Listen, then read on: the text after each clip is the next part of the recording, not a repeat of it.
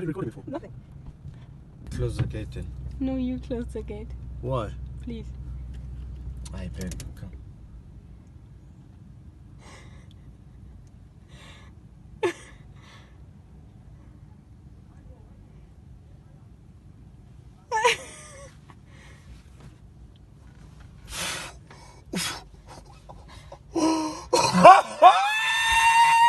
I'm gonna be a dad? Yes. What, me a dad? Yeah!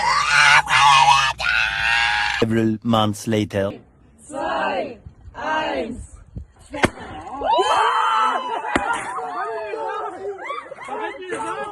1.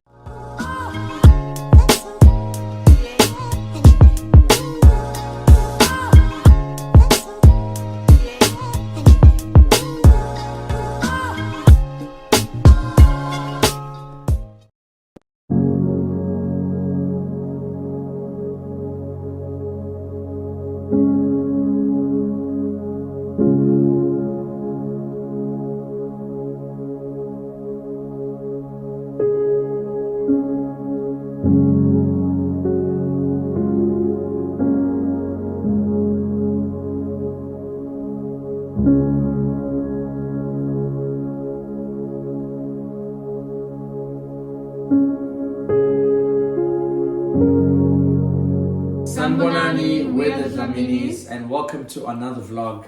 We've always promised that whenever we do YouTube vlogs that they're going to be quality, genuine, and they tell the real story about us. And so welcome to another one where we're speaking about the birth of our daughter. It's exciting. We have a daughter, obviously. I found out that I'm having a daughter, or that we're having a child, on the 11th or 10th of December. It wasn't in South Africa, in my country. But okay. It was after your brother's wedding. Well, you said 11th. No, and then I said that was your brother's wedding, so Okay. it was afterwards. Either way, man, I'm bad with dates. But yeah, I found out in South Africa, and it was a lovely surprise. I won't lie, and ever since I knew that we were getting a girl. Yeah, you were sure we're getting a girl from the beginning. I was very sure, and it's been exciting to have her around, and just life changing to be first time parents. How have you found it? It's amazing, but it's also exhausting. It's a lot of work. It is. It's not the work, but at the moment she doesn't sleep at night. Well, that is work. She wakes up every hour, so yeah. it is exhausting. That part is very exhausting. The rest, that she's like, sometimes she's like crying, or like she wants what she wants. This is things I can work with, but not having the sleep, I struggle. I just struggle. Can't relate. I get my sleeps in. No, you help me a lot though at night. Yeah, well, I do, sometimes I do. when he has a double shift, when I'm working for then, long hours, then I let him sleep, and then I'm just I do get to sleep in, which is really but nice. sometimes he does help me in the morning when he has no shift or stuff, to take her, and then I can sleep. But the constantly just having an hour, and then you wake up, and then another hour you wake up, it's just an old exhausting. Anyways. But otherwise, I love being a mom. And I love being a dad. We an basically amazing love thing. being parents. Yes. It's been a blessing for her. But we gonna go straight into the video. Some of you may have known from TikTok, that those that were following us. She was actually due to arrive on the 28th of August. 26th of August. 26th of August. Why am I getting all the dates wrong? My goodness. Okay, 28th is our match day, not the wedding day, but it's okay. 26th of August, she was supposed to come, but as often as they say, girls and also the first child, kids, they come late. So it was the same as her. She was late. She was 7 days due. You say due, yeah. And then my woman doctor said I should do an induction. Sorry, I should do an induction, but I didn't want it to, because I wanted to have it the natural way, and I was not really scared of birth. Like I was scared in the beginning when I was pregnant, but then the closer you come to the time, somehow you're just not that scared. I don't know. God made it this way, but I was not really scared. But I was ready for her to come out, because I was round and it was hot. It was summer, and I just wanted her out. and I wanted to meet her. And I wanted you to obviously. get out because you are very emotional. Hey, yeah. That's true. Well, anyway, so then I said I don't want to. Then we were back at the hospital on day 10, like 10 days over. And then they said, normally when you're 11 days over, you get the induction from the hospital. So I was speaking to Wendy and like, I'm not sure if I want it, but then I was like, if not, then I have to come back tomorrow and do it anyway. So let's just do it today. So we did it 10 days overdue. It was a Sunday. Yeah, it was a Sunday. I also was lucky. My midwife, she was in the hospital. She was there for me.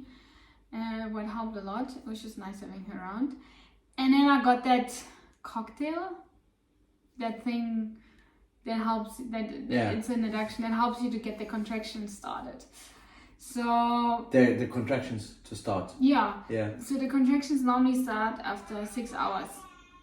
And that's what my midwife said. So what I had to do, I had to walk around in the hospital and around and then come back after every second hour to check the heartbeat from the child and contractions. But one day at this time, because of Corona and everything, was not allowed inside. So he went home to get just some food and get fresh and some stuff. He took some stuff to the hospital. For the evening, yeah. So that he can be there for the birth. So what happened, I took walks and then I was supposed to come back at like 18, but my midwife said come back at 17 because that's when the contractions should start. So I came back, took a walk and I came back earlier. And I was sitting there and she was with me and then she said, yeah, right, your husband, I'm gonna put you in a hot bath. Hot tub, yeah. So that when your contractions come, you can relax a bit and then you can come and we're ready for birth. So I wrote him on the phone. I was like, yeah, you can get ready and come. I'm going to be... And then she put those needles inside my foot. I don't know how you call this. I wasn't there. I think it's an Asian thing to do, but like to help to reduce the pain. I don't know how you call it. And I don't like needles.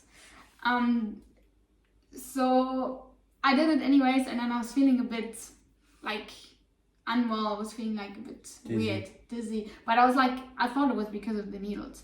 So then I said to my midwife, please, can you get them out? I think I feel really sick. And she got them out. And then she saw on the screen next to me that the heartbeat of Nia dropped all of a sudden. And sometimes that happens. And then you have that thing inside your... The drip. Yeah.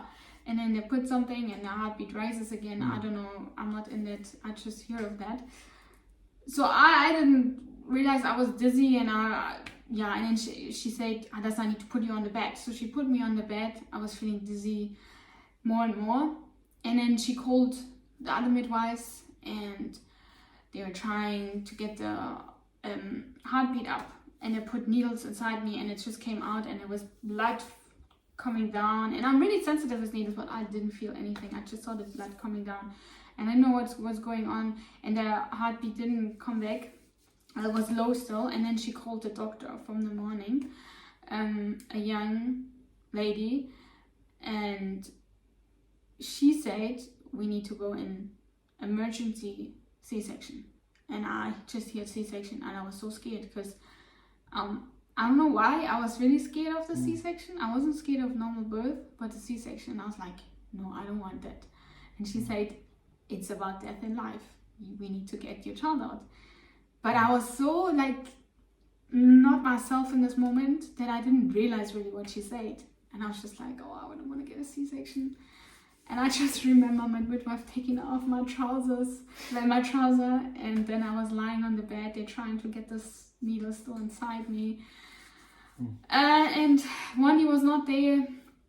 And so they rushed me to the place. And afterwards I found out it was they had 20 minutes time to get her out. So yeah, they rushed me to the other side to get a C-section, and then they got finally that thing inside my arm, then they put me from one bed to the other bed, and then that thing fall out, and they need to get it in again. So then I was lying there, I was ready for everything. They put the spray on my tummy, you remember that? I don't know what, I just remember it. And they were ready to cut, but I wasn't gone. I had to be full narcose. Yeah. Because like you weren't passed out. I had to be fully out because they didn't have time to put that thing in my bag, so that I'm just half out, whatever, what they do with a normal C-section. There was no time for that, so they had to take me out. And I had this thing in front of me, so that, like, I don't know, this is what I remember. And then I just heard, no, I didn't hear it, but they were ready, and I just said, I was so scared in this moment, but then I was just, the only thing I was thinking is of my child, and I just said, please save my child. And then they put that thing on my nose, and then the one they said, breathe in, and I breathed, I was like, and then I was gone. Yeah, that's the last thing I remember. But my midwife said before this happened, or like when it started coming, I apparently screamed. So she thought I felt any pain, but I didn't. So I don't know why I screamed. That's just what she told me afterwards. And then what I remember is that I woke up, and Wendy was next to me. Yeah, I was quite in some pain, and I didn't even realize what happened. Like, really, like, I was just happy that Wendy was there. And then later on, I couldn't really move. I was just lying. They were bringing me to Nia. Oh yeah, Nia, she was fine. She was better than me. And they brought me to Nia, and I could just hold her on her cheeks because I wasn't able to get up. But my midwife said, as soon as they took her out, she started screaming, and they were all like released in the hospital, like relieved, in the room, hearing that she's crying, because it's a good sign for kids, for babies. And my midwife said she was so strong, and yeah, she's a little miracle, I would say. God protected us both, and it's really emotional for me still, because it was a hectic situation. Yeah. But we had a lot of people praying for us, being there for us, and God was there the whole time. I really know that. First thing that I came back earlier to the hospital for the checkup. Then we had friends praying for us. There was a friend, she wrote me the next day. She's like, I had the feeling I had to pray for you. I hope everything is fine. And that was when Nia was there already. And then I told her what happened, and she was so shocked. But she just prayed because she said God gave her the feeling when praying. And there were friends in South Africa praying for us here in Germany. Yeah, but she was good. She was 2 days on the not emergency kids station, but kids station, just because she had something like checkups and stuff. But then she needed to get what they told me. She needed to get her sugars up. Her sugar was very low, and they put her on a drip. But she was good, yeah. But tell your side of the story. Yeah. So my side of the story is not really much like details. So at this time, this is before Niara arrived. I'm busy writing with Tadassa because, as she said, I had to come home to go to get some food and get ready for the evening. Now, before that, as the husband, I'd been going through training that here in Germany they offer, like what to do, how to help your wife during the delivery, and breathing techniques that you have to remind of her. So for me, like, this is like game day. It's like I'm excited to be there and being helpful and all this. And I'm sitting here in the kitchen, actually right behind us. I'm sitting, and I had made toaster, and the bag was packed, and it was outside the door, and I was taking my time. I had the time. Midwife told me everything is fine. We're gonna tell you when the contractions start, and then you can come through. It's around 5:30 in the evening at this time, and my phone rings. I'm chilling on the table. My phone rings. It's like an office number. So I'm thinking, who could call me at this time on a Sunday? I'm not thinking it's a hospital. No ways, because I was on WhatsApp with my wife just now. And I get on the phone. I say hello. Then a lady just says, "Hello, Mr. Dlamini. I just wanted to let you know that your child has arrived." And she screamed, and then your wife is still sleeping, is still out. but we knitting it together. So now in my head, I'm thinking, this is one of our female friends, of which actually, because your mind does not register this. My bag is outside. I was just writing with Teresa for like 15 minutes. Why? What do you mean my child is here? What do you mean? What? Like, you know? And I just remember her saying, yeah, but don't worry, just take your time. I'm just like, an hour, right? yeah, you she's come like, in an hour. She's like, just come in an hour and take your time. I remember thinking, you are joking. Like, this is a joke. I left the bag. I left everything. I just took my phone.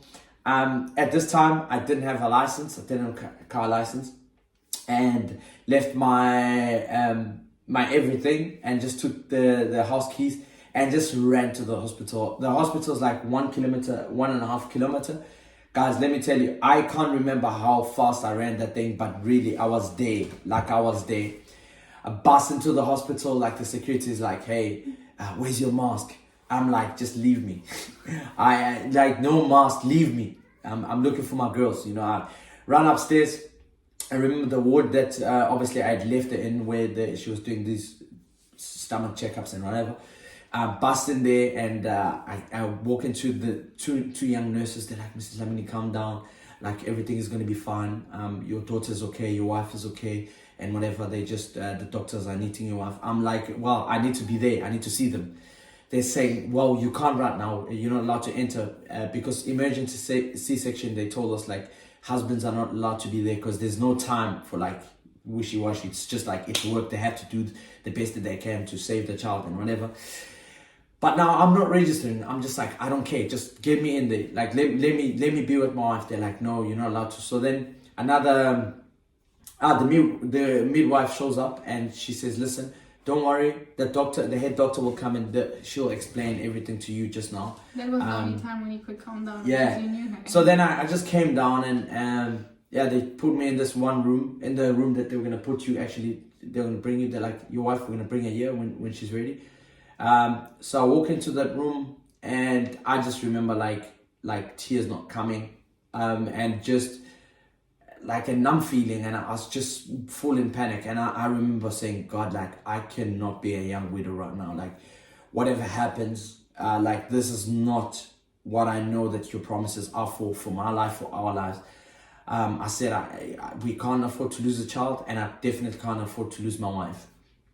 And then as I was just praying, a bunch of prayers, I went on my knees, and I remember one of my mentors had sent me a song, I think a week or 2 weeks, and said to me, hey, I just had this feeling in my heart that you're going to need to play the song in the delivery room. And I remember this thought while I was on my knees in the hospital room, and I was just done playing the song. And it talks about God's victory and God's promises. And it was the first time that I'd heard the song in this room. And I remember playing the song and just praying, and just tears just came down. Okay, I started going crazy. And tears just came down. And a few moments later, the door opens and they push my wife in. Guys, I cannot express like the picture or the state that my wife was in. Till today, like, it's still a difficult picture to process, just because she looked so finished and so in pain, and like the cry that she had, it was difficult to see my wife like in that state. And I think for me it was a thing of like, I just felt helpless. Like, I couldn't take the pain away, I couldn't help her, and I couldn't fix anything. I didn't know much, and it was difficult. And the second thing that was in my head, I was like, okay, well, where's my daughter? And then my wife is here, so is my daughter. So I remember saying to the midwife, oh, well, Hadassah says to me, I'm so glad you're here. I'm so glad you're here. And that's the only thing that she could say. And I said to the midwife, hey, listen, I cannot be here. Like, this is too much for me. Could you please take me to Nia? Well, to my daughter. Then she says, yeah, of course. Then she takes care of Hadassah. And went into this room and walked in. There was my daughter, and I could recognize her. Like from the moment I walked in, there she was lying there with the strip on her head and like some few cables also in her hands. And man, like because I waited for so long and I was so excited for delivery day, this situation, I didn't know how to feel. I didn't know, I was excited. I knew somewhere in me, I'm still that excited dad, but like, I was just like, what just happened, you know? And greeted her, called her name, and now all of a sudden I'm being asked what's her name, and then they need a name. So then I say a name, full names, and I'm doing this without my wife, you know, and it's not everything that we imagine of like being together and yeah, we both say her name and it's exciting, but it's just like, yeah, I'm by myself, you know, and having to do this paperwork thing. Anyways, eventually go back to Hadassah's after spending some time with Nia, and Hadassah's like getting more, they kind of overdose you because they'd already given you too much painkillers or the medicine. I didn't know that. Yeah, so I'm asking them, is there more help? They're like, we can't give her, we've given her enough. It's too much now for her body. Because you were just saying, oh, I'm so in pain, I'm so in pain. Yeah, I remember that. And they were saying you need to try and sleep. So eventually, like we went back together to Niara. I pushed you in a wheelchair. Later, you were much more fitter. Day. Oh, the next day. Yeah, then the evening I couldn't. No, but I pushed you with the bed actually. Yeah, I pushed you with the bed late at night, and that's you when went. I saw her the first time. Yeah, you saw the first time, held her hand, and for me, I think, as I'm saying, as a husband, as a father, it was so difficult just to be in a situation where you can't fix, you can't help, you can't change the situation. And usually we guys are fixers, we helpers, we try and come up with solutions. But honestly, at this point, it was just, God, like, I need you. And that was that. Yeah. The thing is, so as I say, it was about life and death.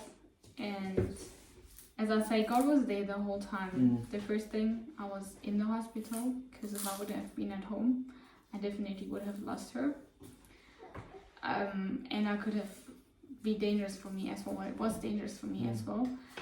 And the second thing, that I was back in the hospital in time, because Mamadou said come an hour earlier.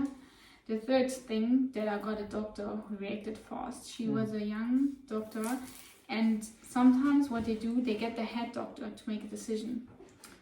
But to wait for the head doctor to make a decision and come down from wherever he is, it could have also wasted too much time. So she just made the decision and said, we need to make a C-section. And I think those are things where God provided, and he put the right people at the right place in the right time. Let me say it like this. So yeah, she's playing with you.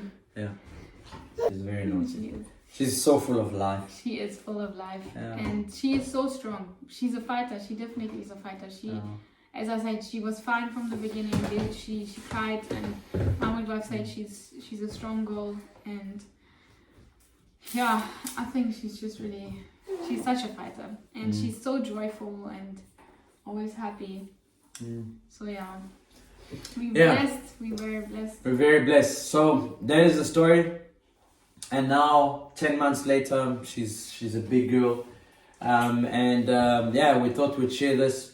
But most importantly is the main part of the story is God is good, for real. When we say God is good, we mean it. We've seen it, and we understand the responsibility that we have as parents. And we just hope that for every parent probably that has experienced the same thing, that you would understand that there's nothing that you could have done wrong to deserve this.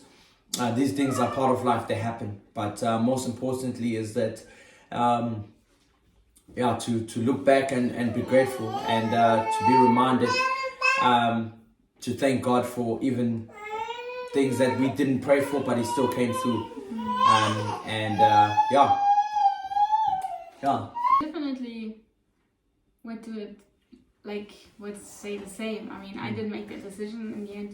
The doctor made the decision, but if I would be clear-minded, it doesn't matter how scared I would be of a C-section, I would definitely say yes and Yeah. let them do it again to save her. And now she's here. Yeah. Beautiful. A little miracle. Yeah. Thank you guys so much for watching the video. We hope you guys enjoyed. It was long, but I think worth every minute of us sitting here and telling the story, because probably someone needed to hear this and just know that you're not alone. We've healed, but still it's emotional to think about it. But we're grateful. Thank you guys for watching. We're the Dlaminis. We love you guys. Don't forget to follow us on Instagram and all the social media platforms that we have. Subscribe to our YouTube channel. Turn on that notification bell so that you don't miss out on our next upload. We love you guys. God bless. And see you guys later. Tschüss. Winke, Sag winke. tschüss. Mach winke, winke. Sag tschüss.